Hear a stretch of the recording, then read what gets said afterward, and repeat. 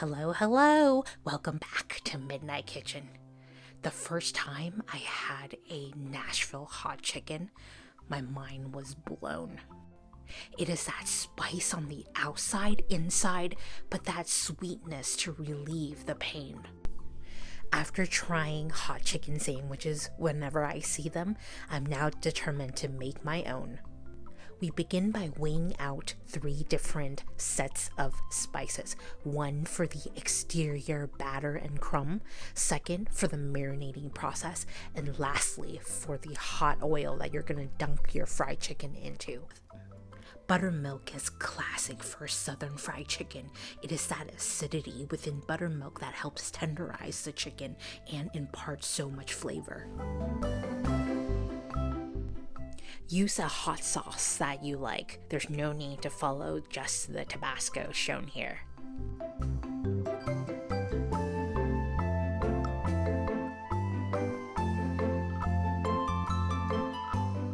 Similar to my other meat videos, massaging the meat helps both tenderize and distribute the seasoning and also the buttermilk mixture. Next, I'm going to work on the solution for my Chinese-style pickled carrot. The sweetness and sourness of this Chinese-style pickle will help relieve the spiciness from your hot chicken. Generally, with shredded carrots of this size, a few hours is sufficient. However, I wanted to save myself time for tomorrow and also to impart more of the sweet and sour flavor into the carrot.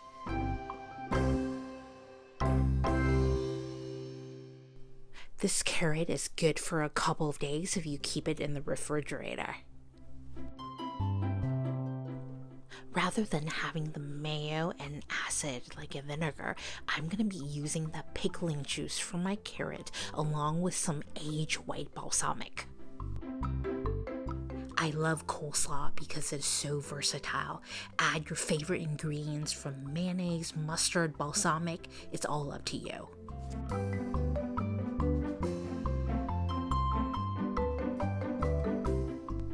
Remember to taste throughout. Once this has reached your desired acidity and also sweetness, you can stop and let it rest while you prepare your chicken. Let the chicken come to room temperature. You want the chicken to fry evenly so you don't get a cooked outside and a raw inside. To help with the cleanup process, I use a Ziploc bag for my dredging station. For some recipes, they call for an additional dunking step where they dredge their chicken in buttermilk and then in flavored flour. However, since I marinated my chicken in buttermilk overnight, there's no need for an additional step here. If you like an extra crispy crust, use the palm of your hand and squeeze that flour into the chicken itself. You're going to create little pieces of flour, and in turn that will fry up to become something super crispy. You want to let this chicken rest before deep frying. The idea is you want the juice within the chicken to come out slightly and moisten that flour mixture on the outside. This makes sure that your chicken and the flour breading becomes one. The first step to good fried chicken is getting the oil to the right temperature. This is the perfect time to toast the bun for your sandwiches. If you have more time, you can get a more beautiful crust by applying a thin layer of butter or mayonnaise to the bottom of your buns.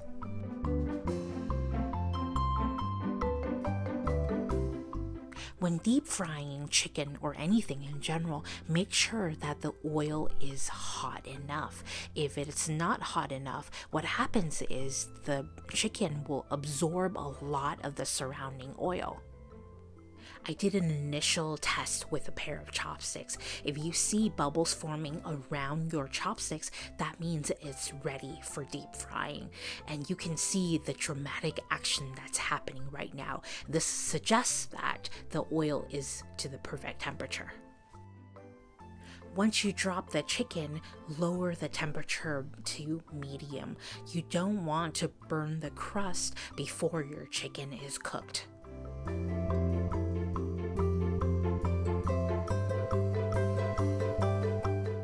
For many of my videos, I am indeed making a meal for my family, and to cut time, I often multitask, and therefore you see a little bit of my chaos. What makes the Nashville hot chicken so addictive is that multi-layer of spice.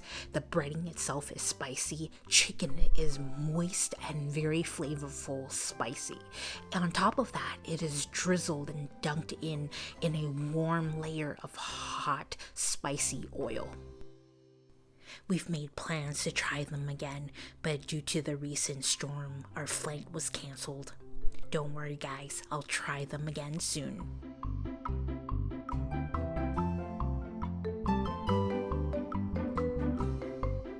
Hot chicken is meant to be a quick, easy meal. Therefore, you see that there is not a lot of preparation involved.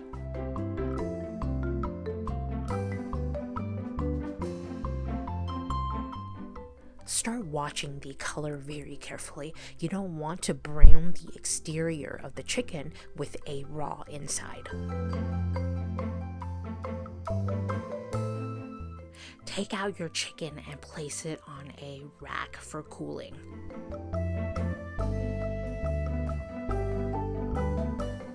The highlight of a Nashville hot chicken is this oil and spice mixture. Take some of the boiling oil and mix it with the spice mixture that we have weighed out earlier. When adding this oil, make sure it's hot. The reason is because you want this oil to fry all your spices. That's what gives it that aromatic and also bloomed effect.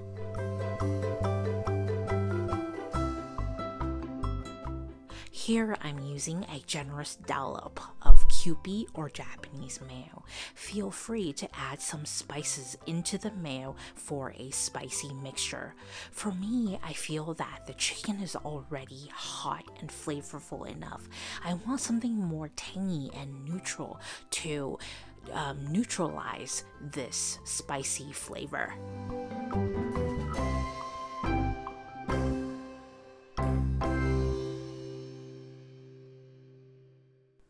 Some may say that this is a lot of slaw and carrots, but I really love these carrots, guys. Add as much or little as you like.